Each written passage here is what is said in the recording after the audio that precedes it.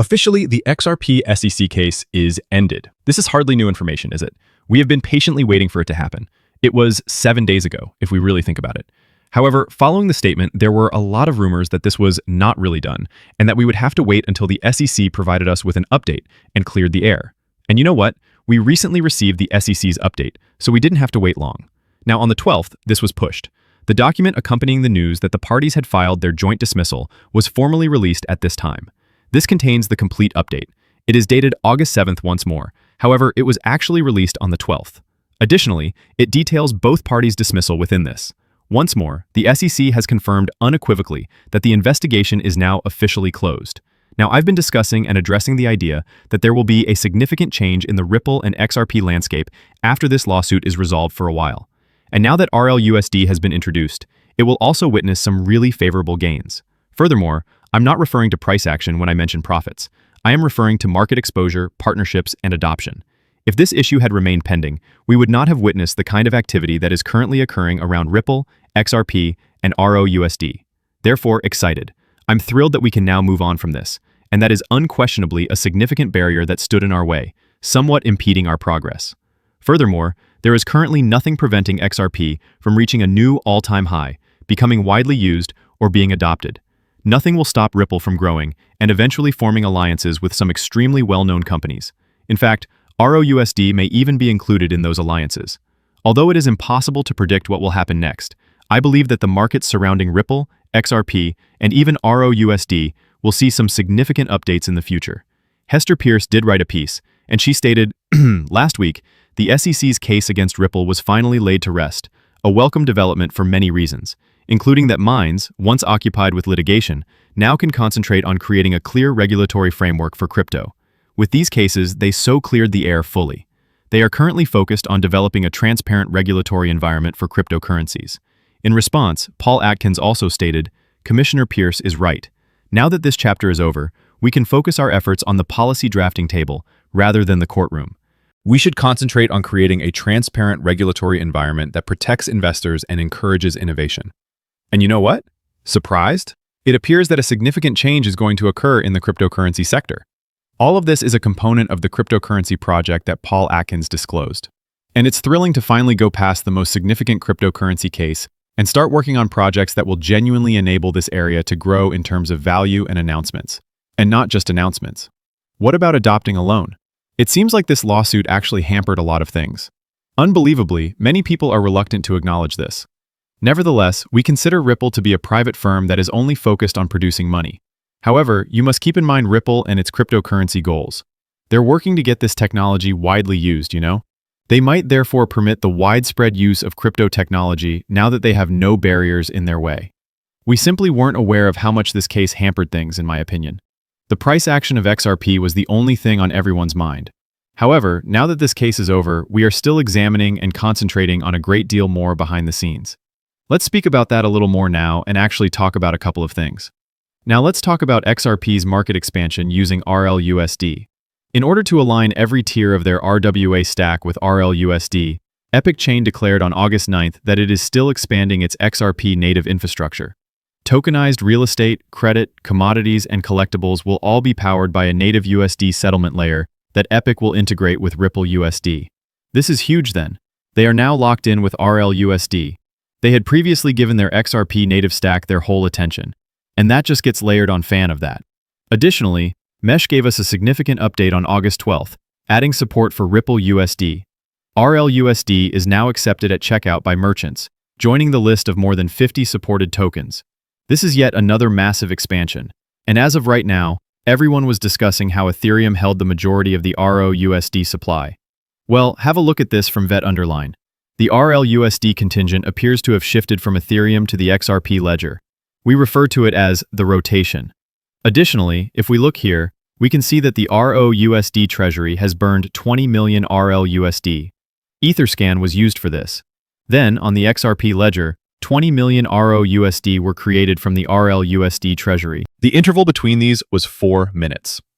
This is a significant development and a clear indication that RLUSD will continue to rise on the XRP ledger. And that's actually visible over here. RLUSD 642 million, a 24% increase over the previous 30 days. Additionally, we can observe that the monthly transfer volume has increased by 28% to 3.7 billion. The number of monthly active addresses and holders has also significantly increased. However, a cursory examination of the XRP ledger reveals that market share has increased by more than 13%. And we can see that it has surpassed Ethereum in the last 30 days, rising by more than 30%. And we're getting close now. On the XRP ledger, we're getting close to $100 million for ROUSD. Additionally, the market capitalization of the XRP ledger stablecoin has increased by 75% in the past 30 days. In the past 30 days, the RWA value has likewise increased by 60%. The adoption of stablecoins on the XRP ledger is therefore beginning to pick up significantly, which is quite exciting. With USDC, you can even see that. Other stablecoins can be found here. YRP. Since some of these now have very little value associated with them, such as YRP, I'm happy to see a lot more of these actually kind of hitting the XRP ledger, as well as a lot more of them expanding on the XRP ledger at the moment. However, I do think things will change in the future. In addition, Monica Long gave us a significant update. Now that this dispute is essentially over, she was outlining for us exactly what will happen to the XRP ledger, and with Ripple. This is a huge thank you to Subjective Views. Here we have. Through its cross-border payment solutions and the usage of XRP as a bridge currency, Ripple is primarily focused on increasing liquidity across important currency pairs. By lowering cross-border payments and friction, they are advancing the company's objective of enhancing worldwide financial interoperability. Take a look. To launch a Ripple dollar stablecoin, we saw two things. One, which is the reality that the stablecoin market is big and it's getting bigger and bigger. So from a few $100 billion today to growing to, 3 to 4 or 5 trillion, depending on what forecast you look at, dollars in market cap over the next few years. And that's because I think the world is really embracing and realizing the use cases for stablecoins beyond just speculative crypto asset trading. The second reality is that stablecoins have been central to our payments business. So, to use blockchain to make cross-border payments a lot faster and lower cost, we've been using stablecoins for a while now. And so, the more ownership we can take of our product suite, the better. I think there's two kind of long poles to making stablecoin payments the norm, or to make them really explode in growth globally. One is connecting blockchains to domestic systems. And that's really, that's been the hard work of Ripple over the past, several years, is building the network itself. And, you know how it is in payments. There can be many different ways to achieve that through different strategies. But the second key thing is, I think, liquidity. So you think about FX markets in 2024, there was upwards of $200 trillion in FX volumes. But in stablecoin volumes, it was like $25 trillion, mostly through speculative trading. So the next challenge that we have as an industry is to now create the breadth and depth of liquidity for stablecoins across key currency pairs like AED and others. Ripple owns many XRP tokens. We also staff a team of core ledger developers who are always, continuously working on and innovating with the ledger. So I think, one, we have always been working in service to build use cases that make use of the attributes of the XRP ledger. So that's why we've been focused on payments from the beginning, because it was always kind of built for payments. And yeah, I think that having the competencies in-house between, blockchain development as well as the commercial teams building the solutions on top of it has been beneficial. And when we consider this, the whole cross-border payment market has just opened up. We are aware that Ripple has been growing outside of the US for the same time that they were a party to this SEC action. The US market is now completely open to Ripple. Many of these use cases are going to be targeted in the future. She mentioned foreign exchange markets, correct? The foreign exchange market is ready to be disrupted. The daily amount is $7.5 trillion. We are now going to tap into these markets. Even when we consider cross-border payments, they are valued at more than $194 trillion at the moment and are expected to grow to $320 trillion by 2032.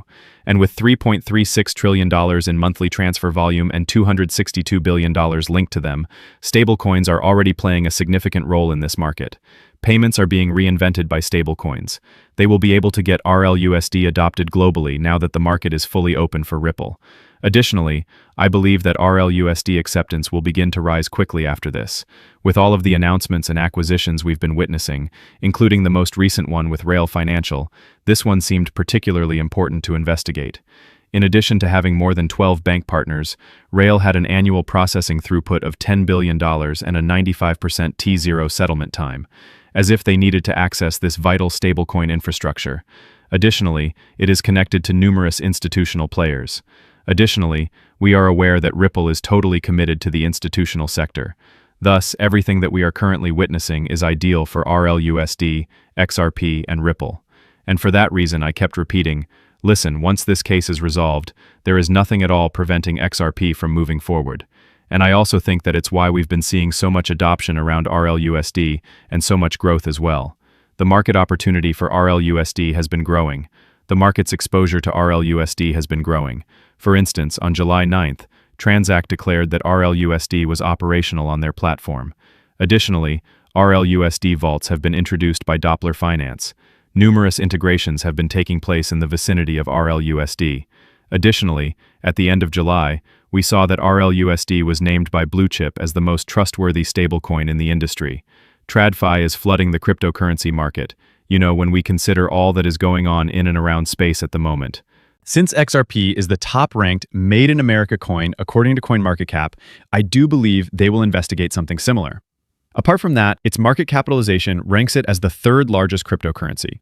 Companies and institutional players who wish to access cryptocurrency through a platform like Ripple, for instance, are the best in class for this, since they recently received full clearance and have been working with and accommodating institutional players for well over 10 years, making it the safest infrastructure for them to use.